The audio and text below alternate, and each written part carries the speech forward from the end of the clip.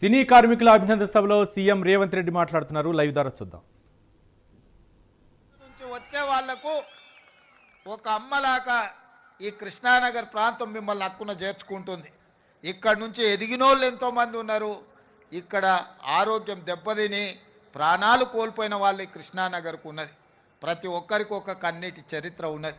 అందుకే ఈ కష్టాలను వీలైనంత మేరకు 100% తీరుస్తానని నేను చెప్పను.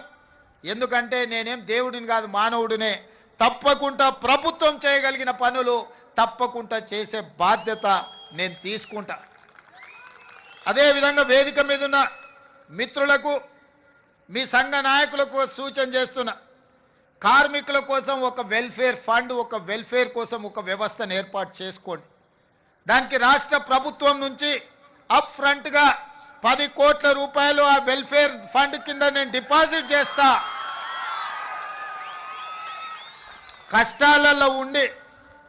కష్టాలలో మరణించే కార్మికులను ఆదుకోవడానికి ఆ నిధిని ఉపయోగించండి. ఇదే కాదు, ఈనాడు మీ శ్రమతో ఏర్పడే పెద్ద పెద్ద సినిమా నిర్మాతలు, హీరోలు వాళ్ళ సినిమాల టికెట్ల ధరలు పెంచడానికి నా దగ్గరకు వస్తుంటారు. నేను నిర్మాతలకు చెప్పిన, మరి పెంచిన దాంట్లో కొంతైనా కార్మికులకు వాటా ఉండాలి కదా అని. రాష్ట్ర ప్రభుత్వం సినిమా టికెట్ల ధరలు పెంచితే హీరోలకు ఆదాయం వస్తుంది, నిర్మాతలకు ఆదాయం వస్తుంది.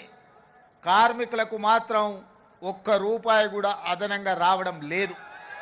అందుకే ఈ వేదిక మీద నుంచి మీకు మాట ఇస్తున్నా, ఆ ఆదాయంలో 20% కార్మికులకు ఇస్తేనే రాష్ట్ర ప్రభుత్వం జీవో ఇస్తుంది. మీ శ్రమతో సంపాదించే ప్రతి రూపాయిలో మీకు వాటా ఉండాలి, మీకు భాగస్వామ్యం ఉండాలి.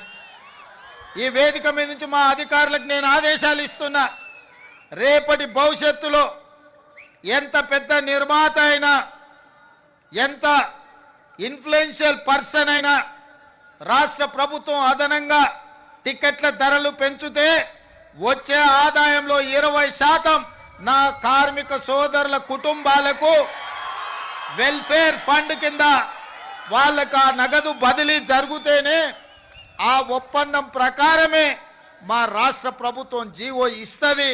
ఈ నిబంధనలు నేను సవరిస్తానని చెప్పి ఈ సందర్భంగా కార్మిక సోదరులకు నేను మాట ఇస్తున్నా.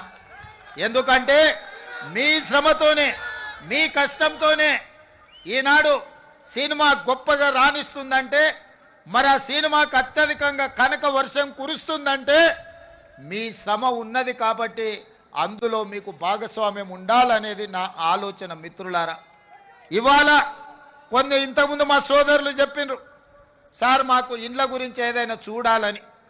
తప్పకుండా ఈ కార్మికుల కోసం ఏం అవకాశాలు ఉన్నాయో నేను ఇంకా పరిశీలించలేదు. తప్పకుండా మీ ఇండ్ల కోసం ఏం సహాయం చేయగలనో నేను ఒకసారి అంచనా వేసుకున్న తర్వాత మీ 24 క్రాఫ్ట్స్ అసోసియేషన్ నాయకులను పిలిచి వాళ్ళతో మాట్లాడి మీ సమస్యను పరిష్కరించే విధంగా తప్పకుండా ఈ పరిష్కారం చూపిస్తా. అదేవిధంగా మీ అసోసియేషన్కి భవన్ లేదని కూడా నా దృష్టికి వచ్చింది.